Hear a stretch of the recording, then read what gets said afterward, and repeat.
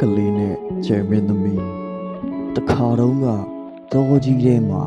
သေးငယ်ပြီးအနူးညံ့ဆုံးငှက်ကလေးတစ်ကောင်နေထိုင်ခဲ့တယ်။အရက်နဲတော့လဲငှက်ကလေးကအိတ်မသွားခင်အစင်အဆက်ကောင်းကင်ကိုလေးလာချင်နေတာကြောင့်ညတိုင်းကပ္ပအမိုးတိမ်ကိုကြည့်ပြီးအံ့ဩနေတတ်ခဲ့တယ်။ကျယ်တွေကဘလို့မီးလွေးတွေပါလဲ။သူတို့ကဘသူတွေလဲဘာတွေလဲ။ငှက်လေးရဲ့စိတ်ထဲမှာအဆုံးမသက်မိကုန်းတွေထပ်မံရောက်လာခဲ့တယ်။တညမှာငှက်လေးက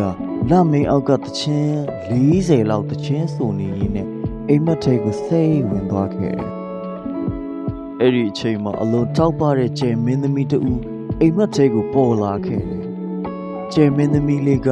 ငှက်ကလေးကိုပြောလိုက်တယ်။ငှက်လေးရဲ့မင်းရဲ့စိတ်ကအတော်ထူးဆန်းနေတယ်နော်။မင်းလိုငှက်ကလေးတစ်ကောင်မှကောင်းကင်ကိုနေတိုင်းကြည့်ပြီးအလွန်ချစ်နေတာကြောင့်ငါတို့ကျယ်တွေက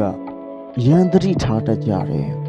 ။ငှက်ကလေးကစိတ်လွတ်သွားပြီးပြန်မေးလိုက်တယ်။ကျယ်မင်းသမီးရဲ့အလင်းတစင်းချင်းစီဟာဘာအဓိပ္ပာယ်ရှိသလဲ။ကျယ်မင်းသမီးကပြုံးပြီးပြောပြလိုက်တယ်။ကျွန်တော်တို့အလင်းတွေဟာမောပန်းနေသူတွေ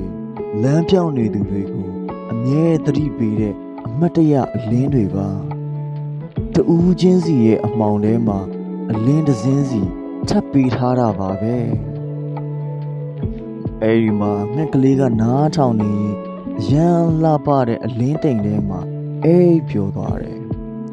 မနက်ဖြန်လတ်တာတဲ့အချိန်လေးမှာအိမ်မက်ထဲကကျယ်မင်းသမီးလေးရဲ့စကားတွေကိုအမှတ်ရနေစေဖြစ်နေတယ်အဲ့ဒီနေ့ကစ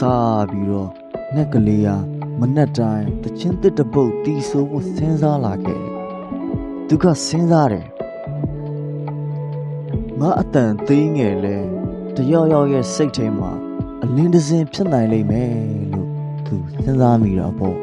။အဲ့ဒီကလေးကတောကလေးကတရိษံအတိုင်းဝိုင်းမှာငှက်ကလေးရဲ့အတန်တချင်းတန်တွေကြောင့်အားပေးခံရပြီးတော့အလင်းတစင်းလို့အားထုတ်နိုင်မဲ့စိတ်သက်လေးတွေပေါ်ပေါက်လာခဲ့တော့တာပေါ့ပုံမြင်လေးရဲ့သဘောတရားလေးကတော့အလင်းတစင်းကတူးတဲ့အတွက်အမှောင်ကြီးထဲမှာလမ်းညွှန်နိုင်သလိုသိငယ်တဲ့အတန်တစင်းလဲတူးတဲ့ရဲ့စိတ်ကိုအားဖြည့်ပေးနိုင်ပါတယ်